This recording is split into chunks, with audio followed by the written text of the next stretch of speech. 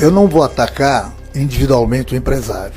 Eu vou falar no geral. Virou página policial na mão de um bando de dirigente corrupto. Virou chacota dos rivais. Bem-vindo ao futebol brasileiro. Renato Gaúcho cria polêmica em coletiva, galera. O treinador do Fluminense fez forte desabafo após derrota do Flusão para o Cruzeiro no Campeonato Brasileiro.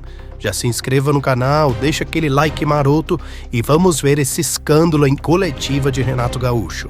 O problema do empresário de futebol é que eles acham que sempre tem um Messi, que eu sou empresário de um Messi na cabeça deles. Tem alguns empresários de futebol que acham que dando declarações lá fora vão mudar minha cabeça. Tem empresários que quando são cobrados pelo presidente do clube ou pelo Paulo Júnior, eles desmentem. Não, eu não falei nada. Então, eu não vou atacar individualmente o empresário. Eu vou falar no geral. Fiquem calados. No Fluminense tem comando. Se abrirem a boca, vai ter a resposta à altura. E depois não adianta desmentir. Dessa vez eu vou ficar calado, só mandar o recado. Empresário de futebol, já disse tudo. Empresário vai lá, faz o contrato do jogador, cuida do jogador, entrega ao clube, e o clube, juntamente com o presidente, diretoria, treinador, comissão técnica, cuidam do jogador. Tem muitos empresários que eles crescem na hora de renovar o contrato do jogador. Depois eles esquecem que são empresários do jogador. Então tem muitos empresários que, ao invés de ficarem falando besteira por aí, eles têm que procurar fazer com que o jogador corrija os defeitos que eles têm. Coisa que é meu trabalho e faço diariamente. Isso os empresários não veem.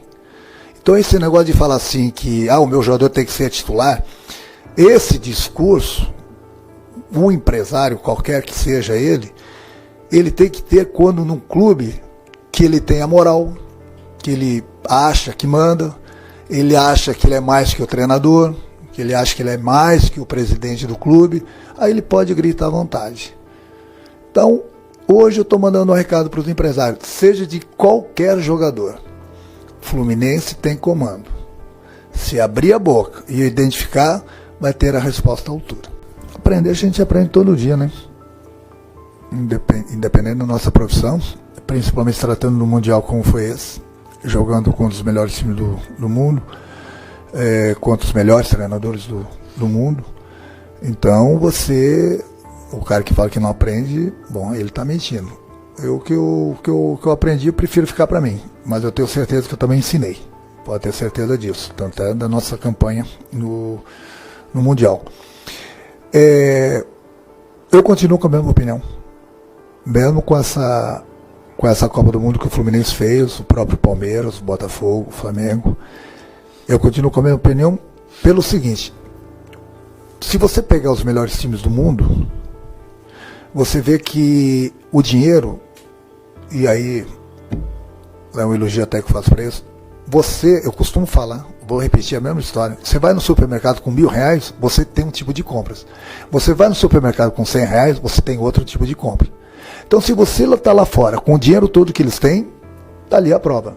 Os caras montam um super time, um super plantel. O Fluminense não avançou mais porque o Fluminense não tem o dinheiro deles lá. Senão o Fluminense teria avançado mais. Se o Fluminense tem, no momento que o Chelsea, por exemplo, que foi a única derrota que nós tivemos para o campeão, o Chelsea pagou mais de 400 milhões só no João Pedro, né? Mais de 400 milhões num jogador. Por quê? Porque eles podem.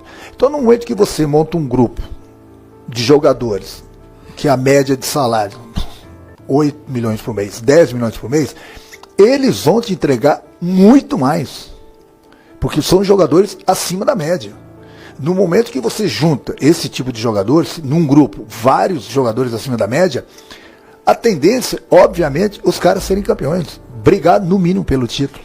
Como outros grandes clubes lá da Europa, o contrato. Então, como que você vai competir? Aparece um jogador nosso aqui no Brasil, ele começa a aparecer, ele é vendido. Por quê? Porque os caras, eles têm o dinheiro. E o dinheiro compra. Aí muita gente fala, por que vendeu, por que deixou embora? Porque não tem como competir com os caras. Por isso que vocês falam aí, o time europeu é muito forte, esse, aquele, briga por isso, briga por aquilo. Mas por quê? Os caras têm dinheiro e montam, vão buscar os melhores jogadores do mundo.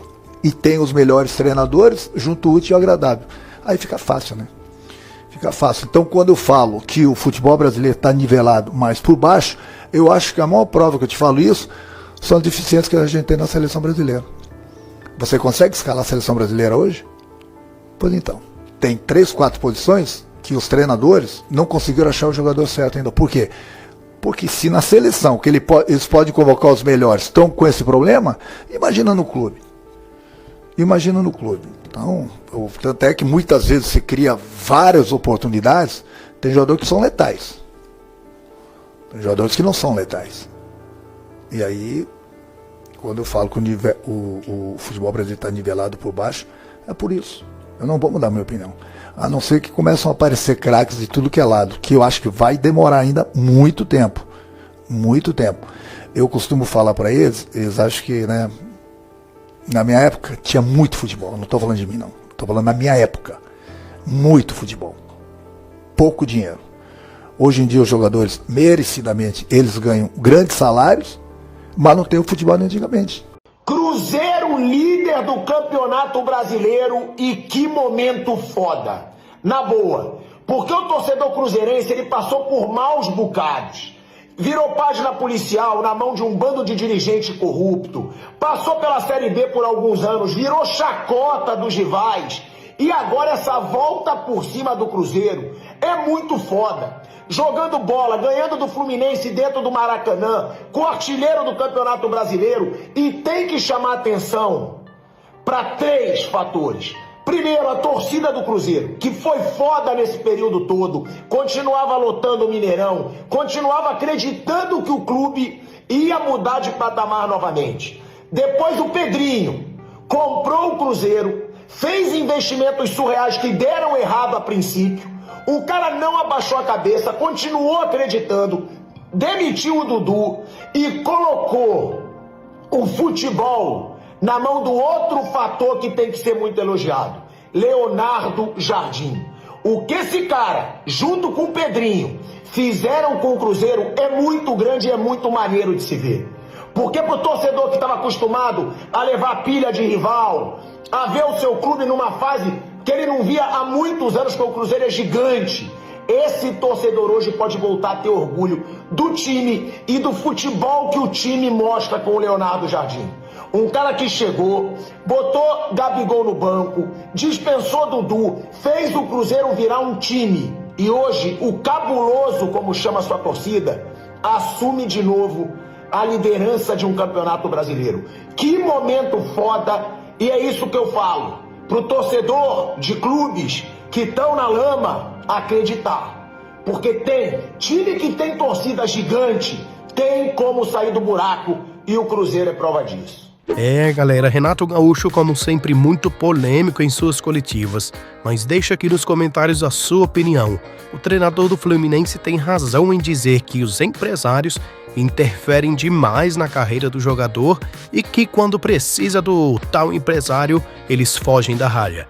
Já se inscreva no canal, deixe o seu like e até o próximo vídeo.